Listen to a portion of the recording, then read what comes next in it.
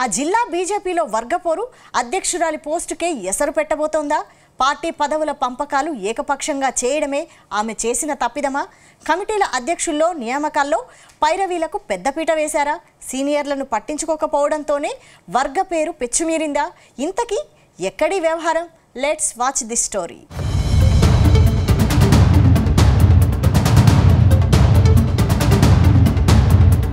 రాష్ట్ర రాజధాని హైదరాబాద్కు కూతవేటు దూరంలో ఉన్న సంగారెడ్డి జిల్లాలో రాజకీయాలు ఇతర జిల్లాలకు కొంచెం భిన్నంగానే ఉంటాయి. ఇక్కడి నాయకుల్లో ఎక్కువ మంది హైదరాబాద్ నుంచే రాజకీయాలు చేస్తుంటారు. హైదరాబాద్లో ఉంటూనే జిల్లాల్లో చక్రం తిప్పుతుంటారు. బీజేపీ నేతలు ఈ విషయంలో ఏమాత్రం తీసిపోలేదు. అయితే గతేడాది జిల్లా అధ్యక్షురాలిగా నియామకమైన గోదావరి వ్యవహార శైలిని జిల్లా పార్టీ సీనియర్లు తప్పుపడుతున్నారు. అధ్యక్షురాలి నిర్ణయాలన్నీ ఏకపక్షంగా ఉన్నాయన్నది సీనియర్ల వాదన. పార్టీ కోసం పనిచేసిన వారిని కలుపుకుపోకుండా సొంతంగానే నిర్ణయాలు తీసుకుంటున్నారని, రాష్ట్ర నాయకత్వం పిలుపునిచ్చిన కార్యక్రమాల్లోనూ ఆమె పాల్గొనడం లేదన్నది వారి ఆరోపణ. నిజానికి జిల్లా అధ్యక్షురాలు రామచంద్రపురంలో నివాసం ఉండడంతో ఆమెను కలవాలనుకునే కార్యకర్తలు 30 కిలోమీటర్ల దూరం వెళ్లక తప్పదు. దీంతో ప్రభుత్వ వ్యతిరేక కార్యక్రమాలు, నిరసన కార్యక్రమాల్లో అధ్యక్షురాలు పాల్గొనడం లేదని కొందరు వాదిస్తున్నారు.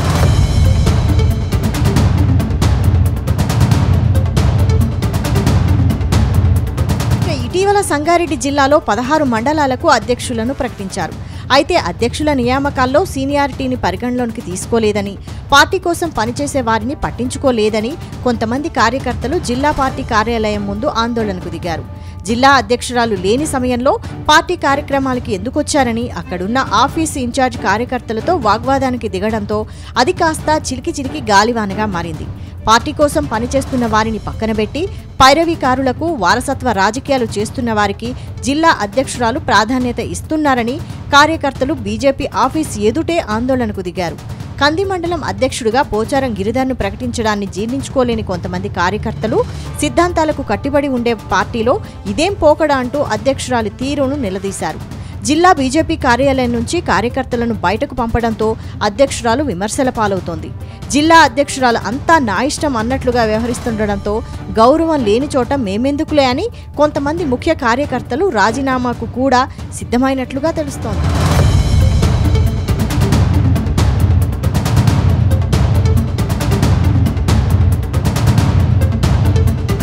మరోవైపు ఆందోళ్ నియోజకవర్గ పరిధిలోని అల్లాదుర్గం మండల అధ్యక్షుడిగా రాజశేఖర్ రెడ్డిని నియమించడాన్ని స్థానిక కార్యకర్తలు తీవ్రంగా ఖండించారు.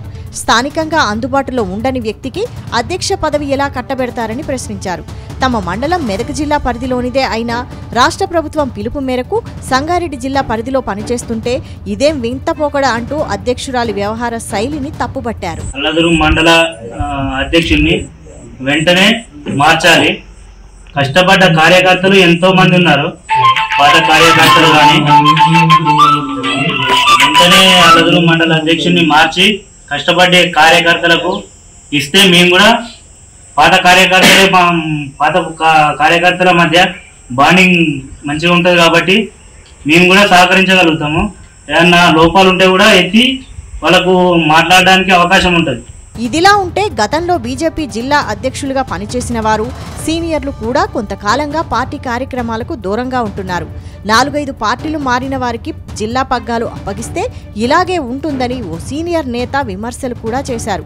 సీనియర్లను పట్టించుకోకుండా కార్యకర్తలకు అందుబాటులో ఉండని వారికి పెద్దపీట వేస్తే ఇట్లాగే ఉంటుందని మరికొందరు విమర్శలు గుప్పిస్తున్నారు. ఇక ఒకే ఇంట్లో 2 నేతలకు పదవులు ఎందుకని ఇంకొందరు బాహాటంగానే విమర్శించడం జిల్లా రాజకీయాల్లో చర్చనీయాంశమైంది.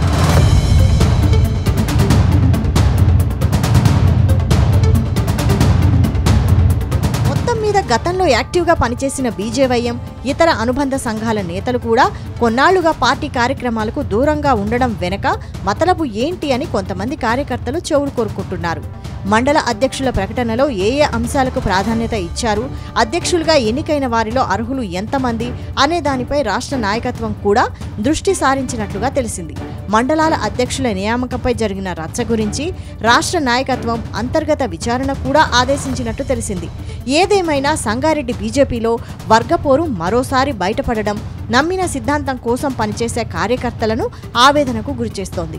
మరి ఈ వ్యవహారాన్ని రాష్ట్ర బీజేపీ నాయకత్వం ఏ విధంగా చక్కదిద్దుతుందో చూడాలి.